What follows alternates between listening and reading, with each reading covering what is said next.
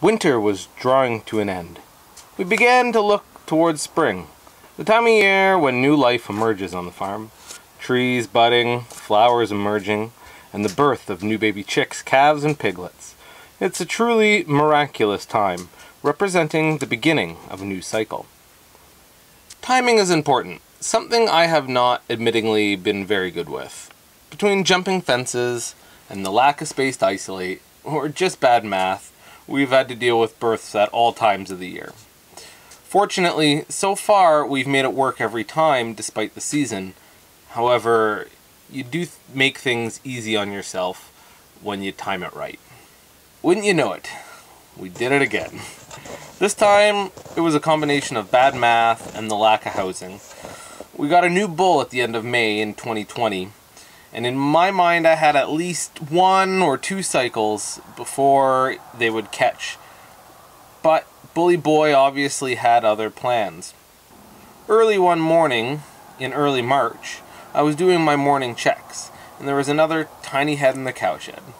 Scarlet had had her calf sometime overnight. All dried off and full of spunk, this little bull calf was super healthy and ready to take on life. Still not having hit that spring warmth yet, I brought him and the mom into the barn to get a good jump start on life. When I checked back around the pasture that afternoon, lo and behold, Edith had her calf as well. Super fresh, I must have missed the event by maybe half an hour.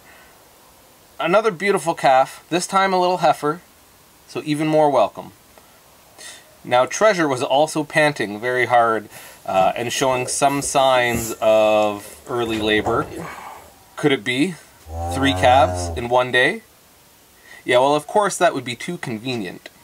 For it wasn't another 10 days or so, despite lots of signs. I had been literally saying, going to happen any time now for a week, you know. But then, alright folks, here's your upfront graphic warning. This is not for anybody weak of stomach or that's easily grossed out. This I was able to get nearly the whole process of the live birth on film. This is only my second time witnessing it in person. So here you go. Finally the water bag had emerged. This signaled the second stage of labor. Typically birth can range from a minute to a few hours from the time this water bag emerges. Now cows have 2 water bags. One, which is full of amniotic fluid. It's pushed out to help widen the cervix and prepare for the calving process. The second bag, which is what you would think of when you hear of her water broke, happens with a big rush of fluids from inside. The cow is very restless during this stage. She's getting up and down often, and after each major contraction, she kind of looks around and checks for the babe. Finally, the moment of truth. Little hooves begin to emerge from the birthing canal. The hooves will likely pop in and out a number of times as the mother cow pushes with her contractions.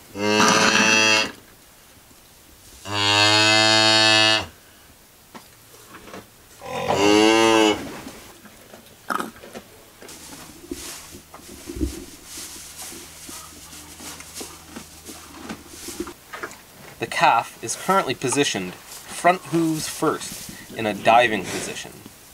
This is a normal birthing position for a healthy calf. The mother is still very restless and is getting up and down often, moving around, checking for babe, and showing general signs of restlessness. You really feel like you want to jump in and intervene when you see those little hooves. I can help, you think. And resisting that urge is hard, but it's very important with a normal and a healthy birth, which is one of the many positive traits of heritage breeds, their ability to calve unassisted and easily.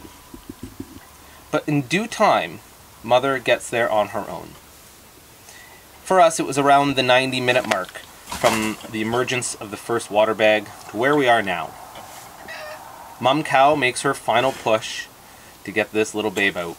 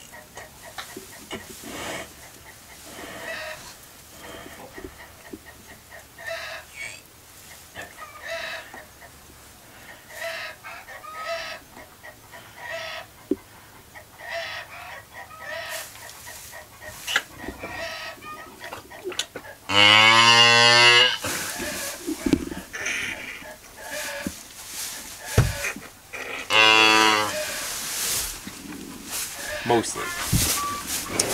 Mother cow has pushed the calf out to the end of its little rib cage. This helps expel the fluid from the calf. And it's also very, very hard not to just grab on and pull, but the calf was breathing and alive. And I knew Mum couldn't stay like this forever. After what seemed like forever, however, watching her whip that little babe around, looking for where it was, as the new calf was still tucked in behind, finally, it plopped out. Of course, upside down and backwards, and this is where I did intervene a little, just to reposition the calf upright. Probably unnecessary, as the mother would have likely done this, but, you know, I kind of felt helpless otherwise. I stayed for a bit and watched to make sure the new calf could stand. Didn't have any problems, and started to nurse on Mum right away to get that sweet, sweet, sweet dose of colostrum. What a trip. Everyone is outside now and doing well, and that is, for us, 3 calves. Exactly what we were expecting, so we are now done for the year. On to the next babies, however, chicks. They are going to be coming in about a week's time. This is much less dramatic and is much more controlled. Thanks for watching this crazy video. Your support means a lot to us and our little farm, and it goes a long way to help support the conservation and preservation of endangered heritage breeds. See you guys next time. Happy farming.